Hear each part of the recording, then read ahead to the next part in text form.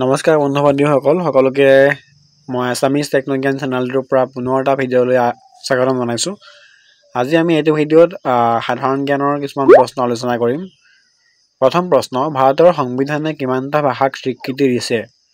Option A 22, option B 23, option C 24 আৰু option D 26। ইয়াৰে শুদ্ধ উত্তৰ হ'ব অপশ্যন এ অৰ্থাৎ 22টা।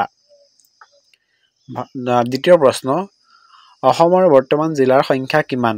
অপশ্যন এ দিয়া আছে 32, option B 33, option C 34, option D 35। ইয়াৰে শুদ্ধ উত্তৰ হ'ব অপশ্যন ডি অৰ্থাৎ 35খন জিলা আছে বৰ্তমান অসমত।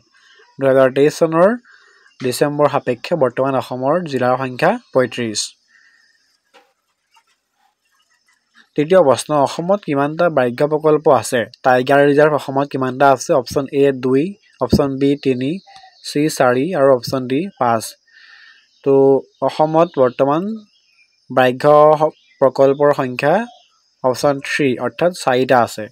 নামেৰি, ওৰাং, মানস আৰু কাজিৰঙা এই 4খন ৰাষ্ট্ৰীয় উদ্যানত ব্যাঘ্ৰ প্ৰকল্প আছে। 4 নম্বৰ প্ৰশ্ন, কিমান ডিগ্ৰী উত্তাপত বায়ুক জলীয় বাষ্পলৈ নিব পাৰি?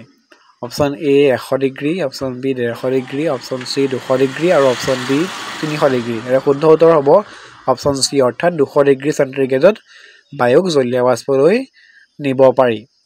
পঞ্চম প্ৰশ্ন, লালকিল্লা কোনে তৈয়াৰ কৰিছিল? লালকিল্লা অৰ্থাৎ ৰেড ফৰ্ট যি আমাৰ দিল্লীত অৱস্থিত। Option A Shahjahan, option B Aurangzeb, option C Bahadur Shah, option D Chandragupta. ইয়াৰে শুদ্ধ উত্তৰ হ'ব শ্বাহজাহান। শ্বাহজাহানে লালকিল্লা তৈয়াৰ কৰিছিল। ষষ্ঠ প্ৰশ্ন, বৰবৰুৱা আৰু বৰফুকন পদ কোনে সৃষ্টি কৰিছিল? বৰবৰুৱা আৰু বৰফুকন দুটা উচ্চপদস্থ পদ।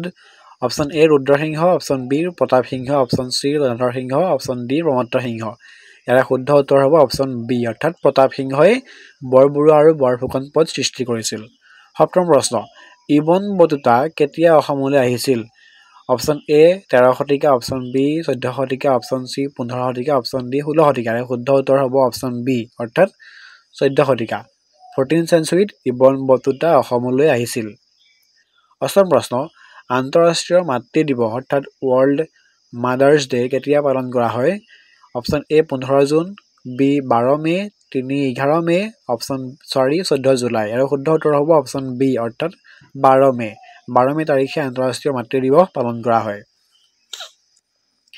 নৱম প্ৰশ্ন, বিশ্ব জল দিৱস ৱৰ্ল্ড ৱাটাৰ ডে কেতিয়া পালন কৰা হয়? অপশ্যন এ 1 জানুৱাৰী, option 2 22 March, option 3 4 March, option 4 5 June. আৰু শুদ্ধ উত্তৰ হ'ব অপশ্যন বি অৰ্থাৎ 22 মাৰ্চ তাৰিখে বিশ্ব জল দিৱস পালন কৰা হয়। ৱৰ্ল্ড ৱাটাৰ ডে পালন কৰা হয়। পানী হৈছে প্ৰাণীৰ প্ৰাণ। দশম প্ৰশ্ন, এ পেছেজ টু ইণ্ডিয়া এখন বিখ্যাত গ্ৰন্থ। এই গ্ৰন্থখন কোনে ৰচনা কৰিছিল? Option A Adolf Hitler, option B E.M. Forster, option C R.N. Tagore অৰ্থাৎ ৰবীন্দ্ৰনাথ টেগৰ আৰু অপশ্যন ডি লিউইছ কেৰল। ইয়াৰে শুদ্ধ উত্তৰটো হ'ব E.M. ফ্ৰষ্টাৰ।